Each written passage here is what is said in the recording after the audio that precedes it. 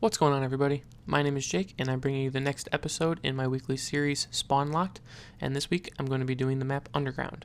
For those of you that don't know, Spawn Locked is a weekly series where I go through and help you set up and create strategies for winning in the game type Domination on Modern Warfare 3.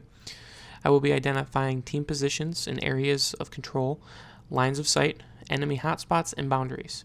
Throughout the life of the series, I will be hitting every map in Modern Warfare 3 and any new DLC map that becomes available. Diving right in, Underground has a triangular domination layout, which means you can technically spawn trap the opposing team at any one of the 3 domination points. Today, we're going to be talking about the C spawn trap.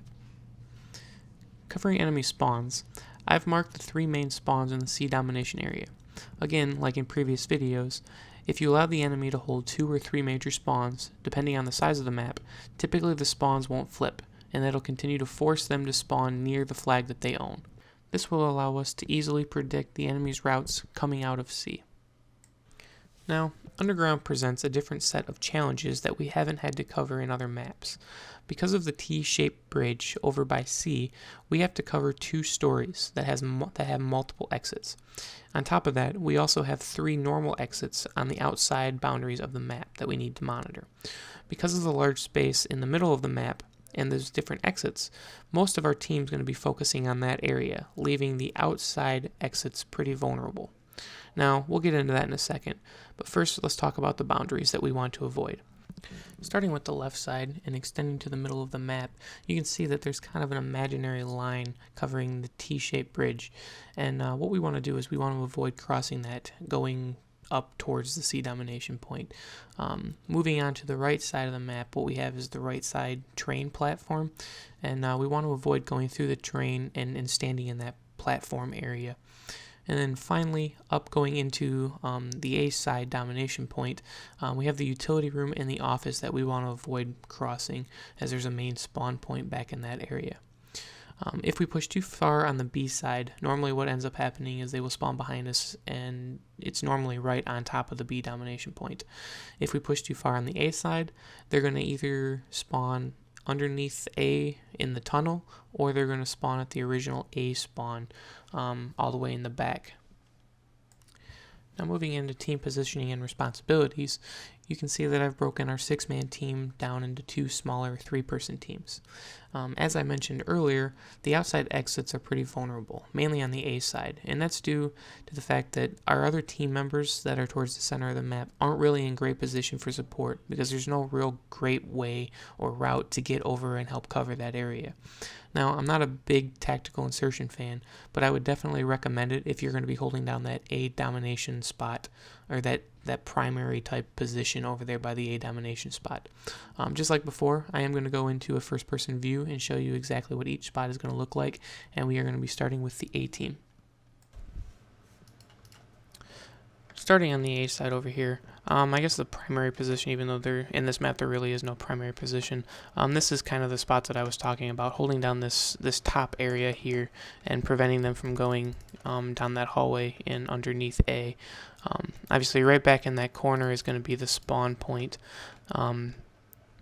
Sorry, sauce. Is going to be the spawn point, one of the major spawn points, but you want to hold down this area. And like I said, I'm not a big tac insert fan, but this is the one spot that I would actually use a tac insert, somewhere up here, just in case you die. You're the only line of defense over here, and the kind of support people, the guys in the center, aren't going to be able to get over here in time to cut them off. Moving over to the guys in the center, this is kind of the area that I would actually set up in. You can kind of cover right down the center here, the lower level, and then the top level, there's no windows or anything in the center of that, so you'd cover this window here, and then when I reload, the steps going down, and that exit and that window exit. Right inside that window is that major spawn point, so a lot of people like to jump out that window or run down those stairs and come out that way. So you're kind of this line of defense. You can come out here, but I would avoid coming down on this actual platform area. That third A side position is, I actually like sitting right here and kind of rotating back and forth. There's a major spawn point there, a major spawn point up in that corner where the grenade's getting thrown, and then again up in there. And as long as you kind of stay right in this little area and rotate back and forth, normally they continue to spawn in those areas, and it's not that big of a deal. You won't flip it or anything like that, so you can kind of control that whole bottom area down there. Moving into the B side,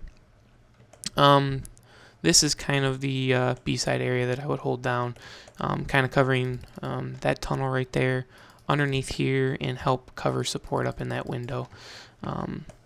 That main person who's going to support that window is going to be up in here, kind of the same like over in that spot, but obviously this corner again kind of covering that side and everything over. Like I said, you got pretty good line of sight and covering all the way down on this whole side of the map, both levels again. And then finally moving into the last spot, I guess I had it circled as the B primary spot. It's basically this area here. Actually, this is not the best cover anyway, but moving over here, you can kind of see here, you can kind of see up the stairs a little bit, and obviously you're covering all of B. So those are the 6 spots that I would recommend standing in, or areas that I would recommend holding down. So that'll wrap it up for the first person view. That's going to wrap it up for this week's episode of Spawn Locked. Please let me know what you guys think in the comments below. If the video was helpful, please feel free to give it a like or a favorite. Next week, I'm going to be covering the map Arcaden, so look forward to that next week. And until next time, guys, enjoy the rest of the gameplay. See you later.